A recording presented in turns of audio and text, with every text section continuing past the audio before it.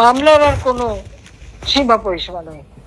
আবার বলছেন সংস্কার করবে, সংবিধান সংস্কার করার জন্য একজন আমেরিকান সিটিজেন যে একটা নারী ঘটিত ব্যাপারে নাকি অপমানিত হয়েছে, দেশ ছেড়ে চলে গিয়েছিল, তাকে দায়িত্ব দেওয়া হয়েছে। যে সংবিধান জনগণের নির্বাচিত প্রতিনিধি দ্বারা তৈরি হয়েছে স্বাধীনতার পর, স্বাধীনতার পরেই জাতির পিতা বঙ্গবন্ধু শেখ মুজিব এই সংবিধান উপহার দিয়েছিলেন জাতিকে। মাত্র 10 মাসের মধ্যে সংবিধান তৈরি করে দিয়েছিলেন, যে সংবিধানে 75-15 আগস্ট জাতির পিতাকে হত্যা করে অবৈধভাবে ক্ষমতা দখলকারীরা সঙ্গীরে খোঁচা ক্ষত বিক্ষত হয়েছিল। উচ্চ আদালতের রায়ে এই মার্শাল দিয়ে ক্ষমতা দখলকে অবৈধ ঘোষণা করার পরে আমরা সেই রায়ের ভিত্তিতেই এই সংবিধানকে আবার সেই 72 সালের সংবিধান পুনঃপ্রতিষ্ঠা করি। আজকে সেই সংবিধানে সংস্কার করতে ইচ্ছে আরো বলে কমিটি করে দিচ্ছে বিভিন্ন সংস্কার করবে।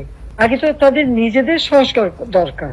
এই যে ছাত্রছাত্রীগুলিকে ব্যবহার করা, জঙ্গিদের ব্যবহার করা, সন্ত্রাসীদের ব্যবহার করা, এমনকি বস্তি এবং ইসের যারা দেয় তাদেরকেও টাকা দিয়ে কাজ করানো, এটা কোন ধরনের কর্মকাণ্ড?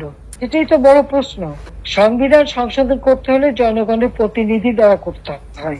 ইউনূস সরকার জনগণের প্রতিনিধিত্ব করে না, পিপুলস ম্যান্ডেট তার নেই, জনগণের দ্বারা কোনো নির্বাচিত সরকার না।